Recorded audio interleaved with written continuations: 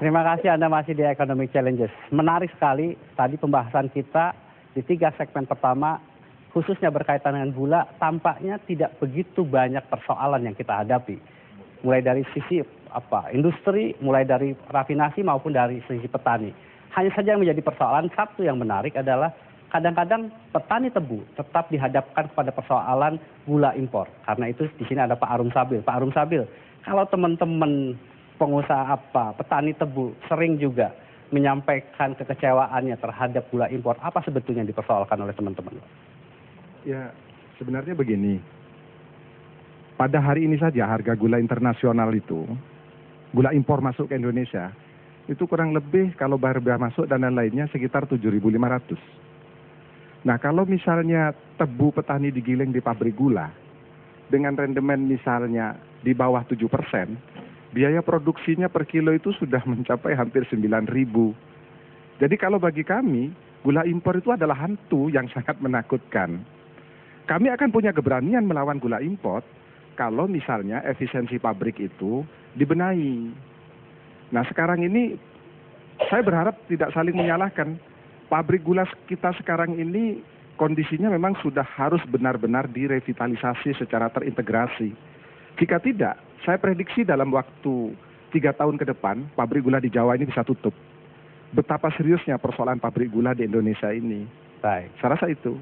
Menarik Pak Rusman, kalau kita mendengarkan beberapa pihak berkaitan berbicara mengenai gula. Lalu Pak Rusman sendiri apa yang kemudian kita bisa garis bawahi persoalan ini? Ya kita sudah memotret ya tadi pendapat-pendapat begitu. Ini semua kan pendekar gula semua yang hadir di sini kan begitu. Jadi yang pertama ya kalau kita melihat bagaimana produksi gula ditingkatkan itu kan ada beberapa komponen di dalamnya.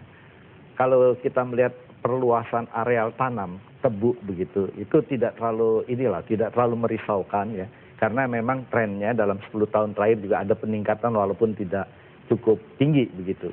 Tapi yang jadi persoalan kita dan kita sepakat bahwa produktivitas ini menjadi ruang yang harus kita isi ini begitu. Pak Faruk tadi menyatakan mengenai bibit, Pak. Bagaimana kemudian kita itu dimulai dari sana begitu. Pertama, kalau kita lihat dari on farm-nya, kita mulai dari bibit ya, pilihan-pilihan kita pada varietas-varietas yang baik begitu. Bahkan kami tidak merasa embarrassing gitu, malu begitu untuk mengatakan baik untuk pertama kali bolehlah kita import dulu ya dari Kolombia, mungkin juga dari Australia yang memang kita yakini ini akan punya rendemen ya di atas 10 gitu. Sebab nanti kita kembangkan sendiri lewat riset pemerintah maupun petani sendiri penangkar-penangkar begitu untuk melanjutkan itu begitu. Dan ini itu yang pertama di on farm ya. Kemudian masalah pupuk, masalah pemeliharaan tanaman dan sebagainya itu juga menjadi persoalan. Dan kalau ini bagus ya, rendemen kita katakanlah ya, tidak usah 10 lah, 9 saja. Ini sudah cukup meningkatkan produksi gula kita. Sebab kejadian di tahun 2011, sebenarnya produksi tebunya turun loh. Tetapi karena rendemennya terperbaiki, ya kan, produksi gulanya ada bisa peningkatan sedikit begitu. Jadi begitu besar pengaruh dari rendemen ini. Dan di off farm, di pabrik, itu juga kita bisa bicara hal yang sama.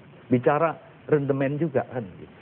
Rendemen di pabrik itu ya penanganan setelah pasca panen itu penggilingan dengan mesin yang tadi katanya sudah tua-tua ya. Kalau yang punya negara ini kan sudah tua-tua begitu. Ya memang akhirnya ya kita harus berpikir revitalisasi gitu.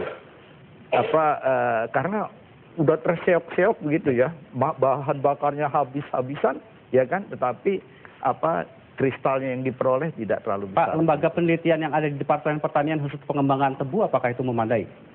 Ya, memadai sebenarnya begitu ya. Tetapi memang pada inisialnya saja kan begitu. Ya, pengembangan implementasi di lapangan kan kita berharap ya swasta maupun para petani sendiri bisa melakukan penangkaran seperti yang dilakukan tadi begitu. Baik, Mas Agus Pamahan, kebetulan Mas Agus ini pernah mengurusi urusan perkebunan juga. Mas Agus, kalau Mas Agus sendiri melihat apakah memang apa langkah yang sebaiknya kita lakukan untuk makin memperkuat produktivitas dan juga pabrik-pabrik gula yang ada di kita. Terima kasih Mas Tommy. Singkat saja saya pikir kita punya 2 pembelajaran yang penting di Indonesia ini. Yang pertama kesuksesan industri gula swasta di Lampung. Dalam segala cuaca dia pasti bersaing. Ya. Yang kedua, kesuksesan petani tebu di Jawa. Yang mana kalau tidak ada petani tebu di Jawa, sudah lama, sudah mati pabrik gula kita ini. Nah, kalau kita kawinkan dua kekuatan ini, saya pikir sinergiskan, maka akan kita punya potensi-potensi besar. Kita belajar dari Inpres nomor 9 tahun 75, dicabut tahun 98 karena kegagalannya. Kemudian tahun 2008 mungkin puncaknya produksi gula di Indonesia. Ya, nah sekarang ke depan saya pikir tidak ada waktu lagi untuk merehabilitasi, memperbaiki industri gula di Jawa ini. Apa yang menjadi persoalan, Mas Agus? Potensinya ada, kita punya pengalaman di Lampung, punya pengalaman petani Jawa yang luar biasa, tapi tidak bisa disinergikan. Apa masalahnya? Saya pikir lebih banyak ke faktor-faktor non teknis di sini.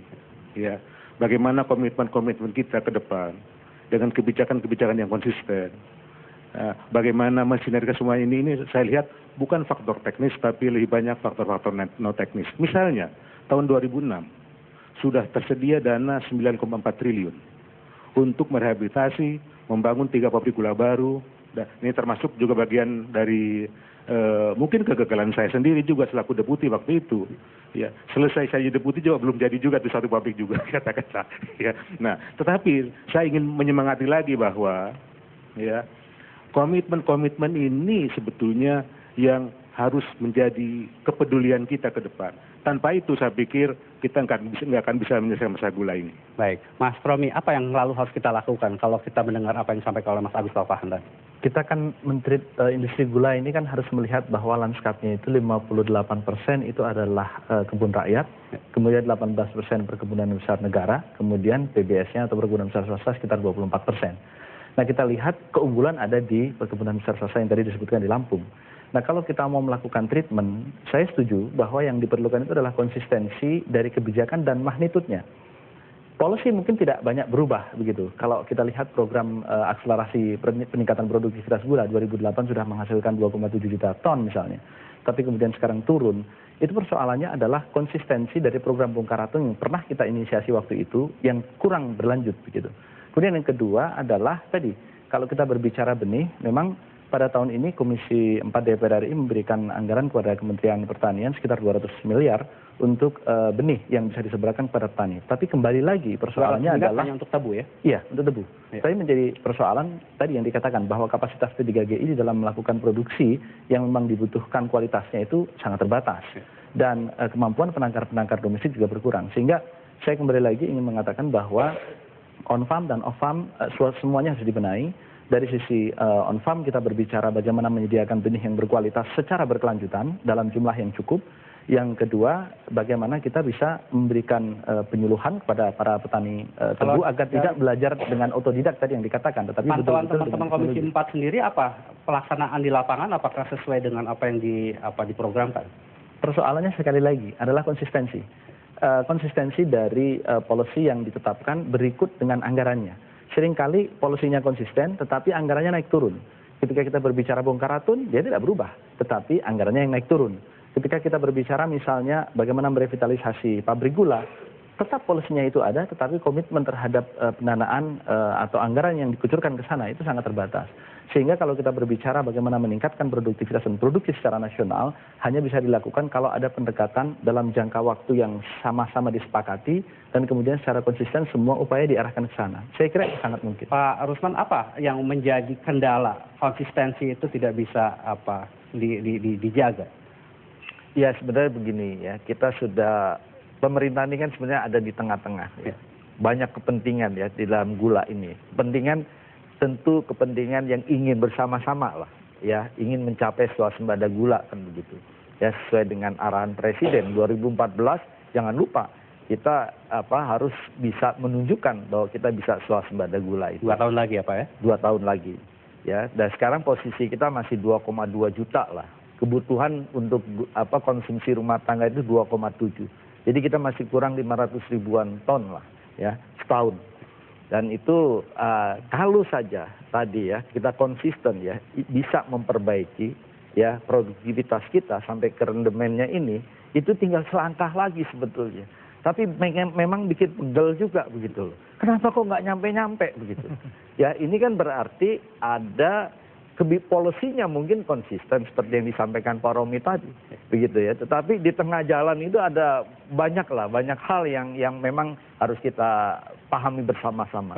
Intinya saya kepengen lah semua dengan fokus yang sama, swasembada, ya, kemudian juga ada pengorbanan, ada saling mendukung, itu menjadi isu yang lebih penting lagi. Nanti kita coba akan bahas Pak Rusman bagaimana kemudian kita mencapai cita-cita swasembada beras, swasembada gula, jangan kemana-mana, Ekonomi Challenge akan segera kembali saat lagi.